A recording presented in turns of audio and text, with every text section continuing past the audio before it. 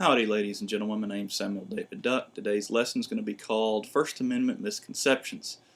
I'm going to begin by asking where in the Constitution is the phrase separation of church and state found? We hear about this time and time again, that prayer in schools is unconstitutional because it violates separation of church and state, or that a courthouse having 10 commandments is unconstitutional because it violates separation of church and state, or that saying the Lord's Prayer before county commission meetings is unconstitutional because it violates separation of church and state, or that a city paid to rent donkeys and sheep for a nativity scene on their common property. That's unconstitutional because it's separation of church and state. So where in the Constitution is the phrase separation of church and state found? Many of you may answer that it's found in the First Amendment. I will direct your attention to the First Amendment, and you will find that that phrase is not there. In fact, you will find if you read the entire Constitution and all of the amendments that the phrase separation of church and state is not found anywhere in the Constitution, and thus that is the misconception that we're going to be covering today. Let us begin by reading what the First Amendment actually says, since that's what many people will refer to as the origin of separation of church and state. Congress shall make no law respecting an establishment of religion, and some people will say that that is what constitutes the separation of church and state, or prohibiting the free exercise thereof. So Congress shall make no law prohibiting the free exercise of religion. That's very important to remember. Or abridging the freedom of the speech, or of the press, or of the right of the people to peaceably assemble and to petition the government for a redress of grievances. So since the phrase separation church and state is not found anywhere in the Constitution, the next question that's logically asked is, well, where did it come from? Well, in 1801, there was a group referred to as the Danbury Baptists because it was a Baptist congregation in Danbury, Connecticut. They felt that the laws that Connecticut had at the time simply treated their religion as a privilege and not necessarily a God-given right. So when Thomas Jefferson took office, they wrote him a letter, took office as president. They wrote him a letter and complained about this. And in 1802, Thomas Jefferson replied to them. And this is known as the letter to the Danbury Baptists. And I'll read a portion of this here.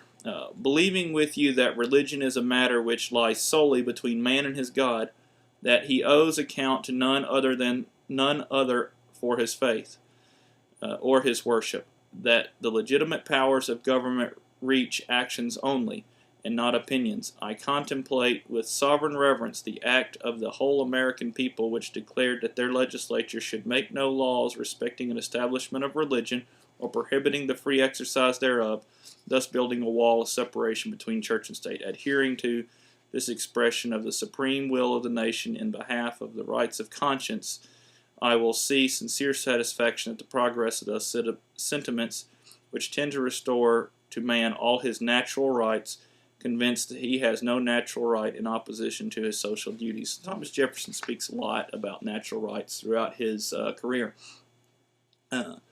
This letter, you'll find a couple of phrases that are very important as we move forward. One of them is the concept of rights of conscience, and the fact that your free exercise of religion is a natural right that just is affirmed by the Constitution.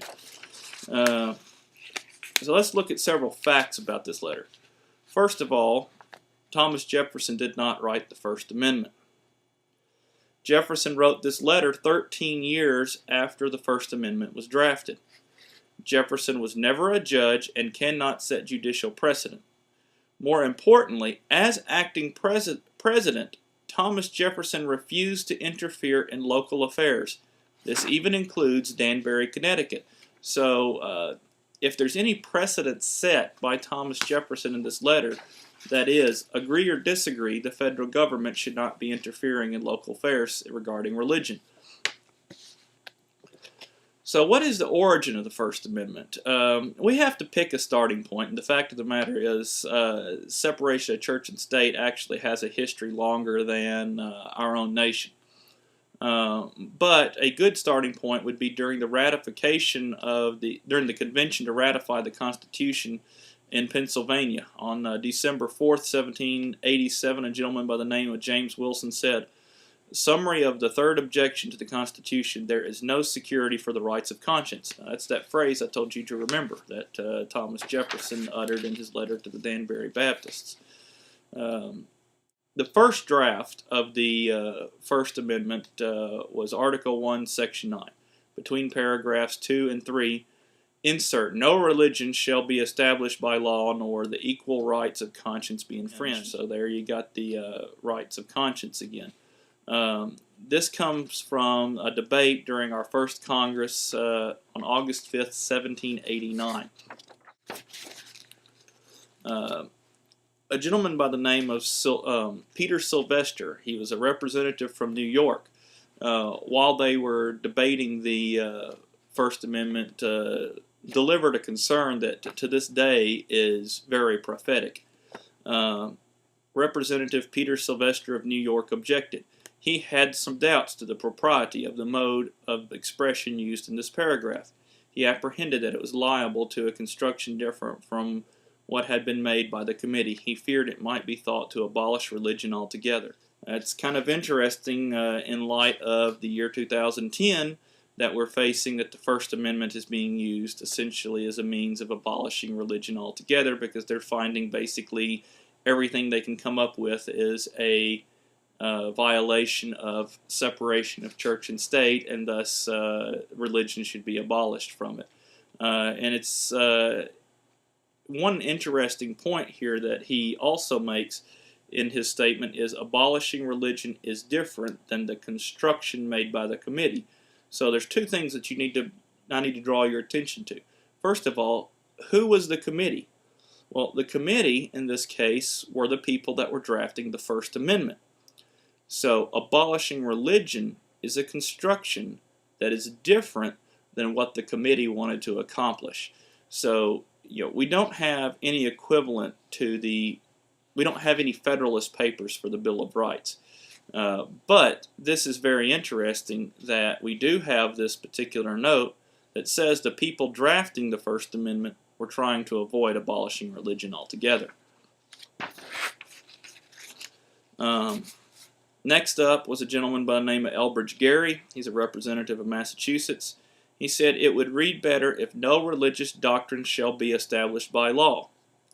Mr. Gerry's sentence perhaps reflects the objective of the committee more than any other opinion uttered, because none of the other representatives speak against this notion, and Congress wanted to prevent a future Congress from establishing religious doctrine.